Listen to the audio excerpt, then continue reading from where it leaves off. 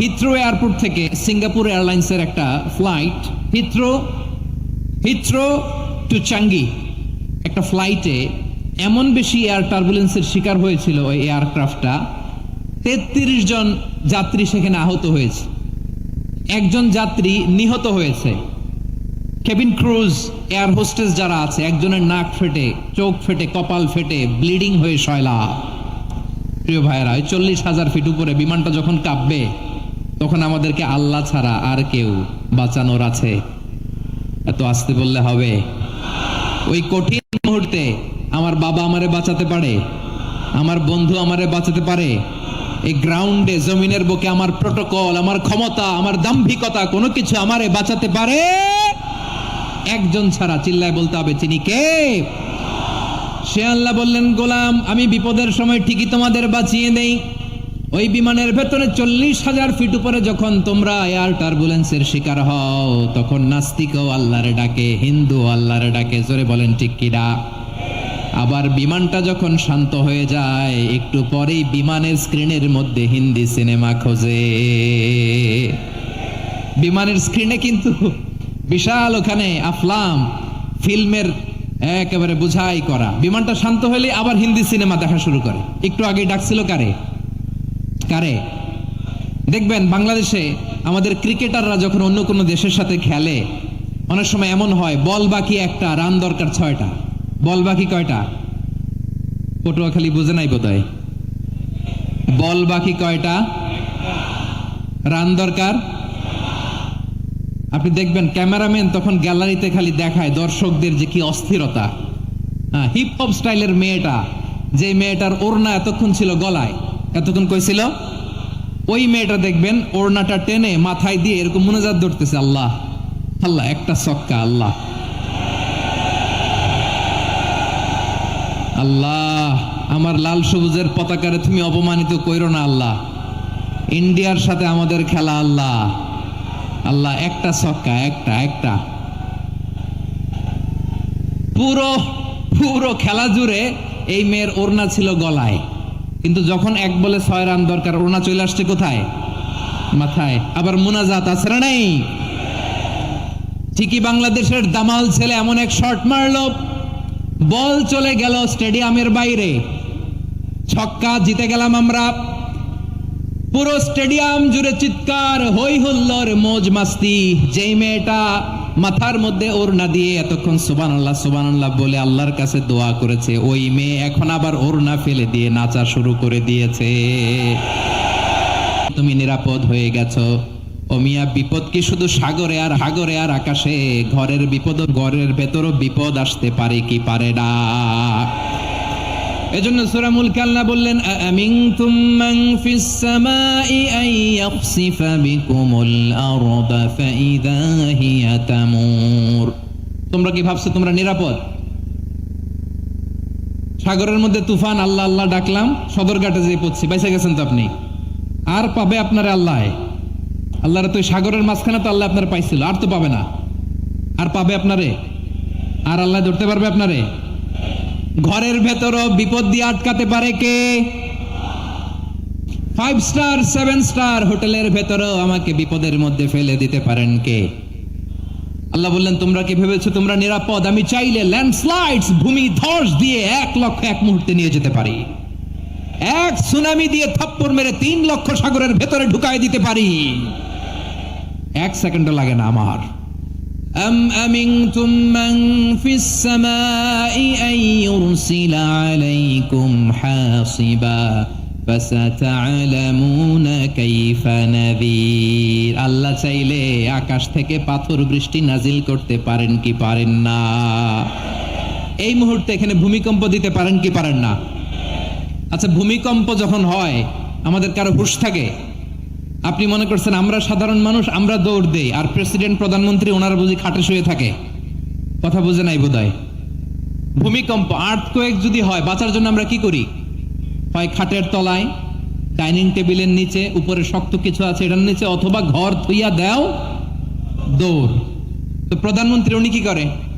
President উনি কি করে? হ্যাঁ, উনি খাটের মধ্যে যে শুয়ে থাকে নাকি? উনিও দৌড়। সাধারণ মানুষও দৌড়, প্রধানমন্ত্রীও দৌড়, বাড়িওয়ালাও দৌড়, ভাড়াটিয়াও দৌড়, সবাই দৌড়। নাকি ভাড়াটিয়ারা বাড়ি থুইয়া দৌড়, বাড়িওয়ালারা আর বেরোয় না, এরকম না? তাহলে যে কোনো মুহূর্তে ভূমিকম্প দিয়ে নাস্তানাবুদ করতে পারে কে? আমার প্রিয় ভাইয়েরা, আমরা নিরাপদ নই, আমরা তার দয়ায় বেঁচে আছি। কার দয়ায়? এজন্য আল্লাহ বললেন, গোলাম, যে কোনো মুহূর্তে বিপদ দিয়ে তোমাদেরকে নাস্তানাবুদ করতে পারি। বিশ্বাসী বলে যদি নিজেকে দাবি করো, সব সময় ডাকতে হবে একজন সত্তাকে। বলেন তিনি কে? এই কথা ক্লিয়ার? এই সবগুলো উদাহরণ শেষে সবার কাছে ক্লিয়ার হয়েছে না যে বিপদ থেকে, আপদ থেকে, পরীক্ষা থেকে, ক্যালামিটি থেকে আমাদেরকে কেউ বাঁচাতে পারে না একজন সত্তা ছাড়া।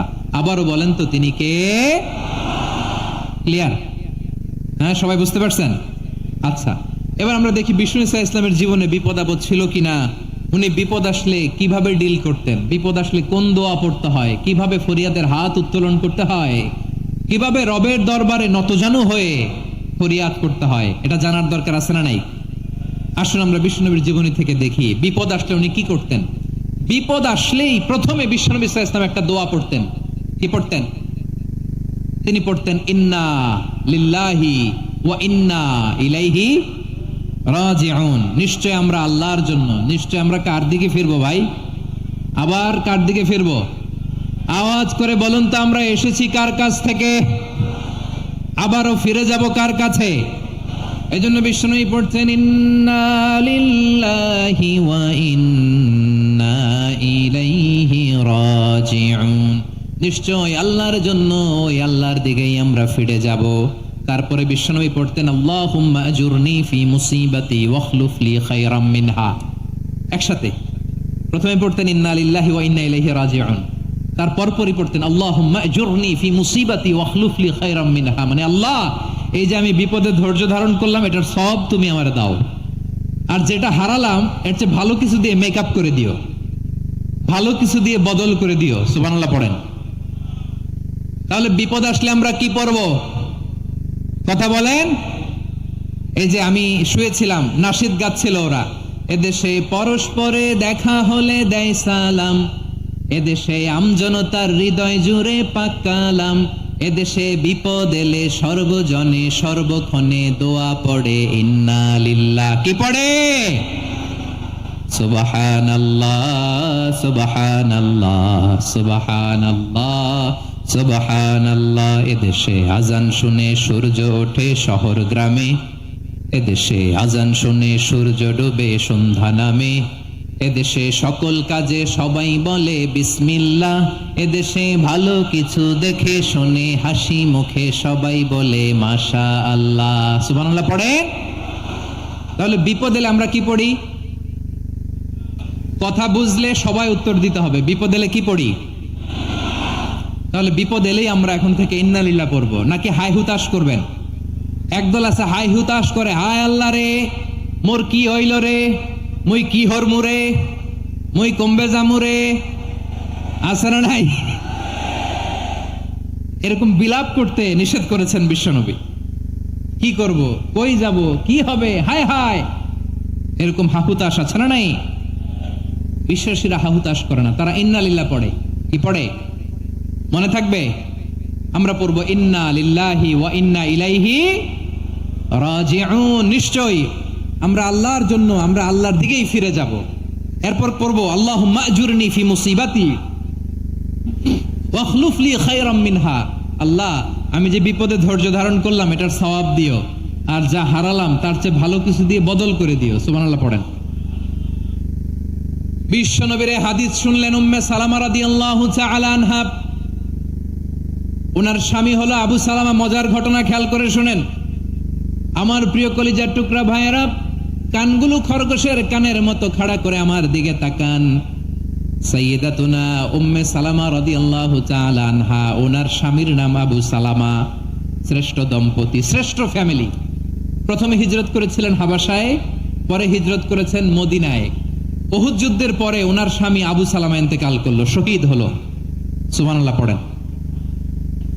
যখন আবু সালামা ইন্তেকাল করলো, উম্মে সালামা রাদিয়াল্লাহু তাআলা আনহা কেঁদে কেঁদে হয়রান। আর নবীর শিখানো বাণী অনুযায়ী তিনি বারবার পড়ছিলেন ইন্না লিল্লাহ। কি পড়ছিলেন? মুই কই যামু কি হরমু এগুলো বলে নাই। কি বলছে? ইন্না লিল্লাহ। যেহেতু বিশ্বনবী বলেছেন কেউ যদি বিপদের প্রথম ধাক্কায় পড়ে ইন্না লিল্লাহি ওয়া ইন্না ইলাইহি রাজিউন, আল্লাহুম্মা আজুরনি ফি মুসিবাতি ওয়া আখলুফ লি খায়রাম মিনহা, তাহলে এই বিপদে যে সে যা হারালো তার চেয়ে শ্রেষ্ঠ কিছু দিয়ে আল্লাহ তার বদল দিয়ে দিবে। এই হাদিস শুনে উম্মে সালামা রাদিয়াল্লাহু তাআলা আনহা ওনার প্রাণ প্রিয় স্বামী আবু সালামার ইন্তেকালের পরে চোখের পানি ছাড়ে আর পড়ে ইন্না লিল্লাহি ওয়া ইন্না ইলাইহি রাজিউন, আল্লাহুম্মা আজুরনি ফি মুসিবাতি ওয়া আখলুফ লি খায়রাম মিনহা। বারবার এই দোয়া পড়ে চোখের পানি ছাড়ে, এই দোয়া পড়ে চোখের পানি ছাড়ে, আর মনে মনে বলে আবু সালামার মতো ভালো মানুষ মদিনাতে নাই, আবু সালামার চেয়েও ভালো মানুষ মদিনাতে নাই, তার চেয়ে ভালো মানুষ কি করে আল্লাহ তাআলা আমারে দিবে, তার চেয়ে ভালো মানুষ তো আমি মদিনাতে দেখি না। চোখের পানি দিয়ে বুক ভাসায় আর নবীর হাদিসের উপর আমল করে পড়ে ইন্না লিল্লাহি ওয়া ইন্না ইলাইহি রাজিউন, ইন্না লিল্লাহি ওয়া ইন্না ইলাইহি রাজিউন। পড়তে পড়তে চোখের পানি ছাড়ে আর চিন্তা করে বিশ্বনবী বললেন এই দোয়া পড়লে যেটা হারালাম তার চেয়ে ভালো কিছু দিয়ে আল্লাহ পুরস্কার দেয়। আবু সালামের চেয়ে ভালো মানুষ মদিনার মধ্যে আর কে হতে পারে? কি আজীব তামাশা, কি অবাক করা ঘটনা। কিছুদিন পরে দেখা গেল সাইয়্যিদুল মুরসালিন রাহমাতাল লিল আলামিন স্বয়ং বিশ্ব নবী উম্মে সালামাকে বিয়ের প্রস্তাব পাঠিয়েছে। স্বয়ং বিশ্ব নবী উম্মে সালামা রাদিয়াল্লাহু তাআলা আনহাকে বিয়ের প্রস্তাব পাঠিয়েছেন। উনি রাজি হয়ে গেলেন, বিয়ে হয়ে গেল, উনি হয়ে গেলেন উম্মুল মুমিনিন, আমাদের মা, পুরো মুসলিম উম্মার মা। চিৎকার করে বলেন আল্লাহু আকবার। তাহলে আমার প্রাণ প্রিয় ভাইয়েরা, বিপদে পড়লে আমরা পড়বো ইন্না লিল্লাহি ওয়া ইন্না ইলাইহি রাজিউন, আল্লাহুম্মা আজুরনি ফি মুসিবাতি ওয়া আখলুফ লি খায়রাম মিনহা। পড়বেন? পড়বেন না? যারা যারা বিপদ আসলে এই দোয়াটা পড়বেন এখন থেকে আওয়াজ করে ইনশাআল্লাহ বলেন। যা হারাইছেন তার চেয়ে শ্রেষ্ঠ জিনিস দিয়ে বদলা দিবে কে? বিশ্বাস হয়? একটু সন্দেহ লাগে মনে হয়, একটু সন্দেহ আছে? যাদের বিশ্বাস হবে তাদের কি আল্লাহ উত্তম বদলা দিবে, ঠিক কিনা বলেন?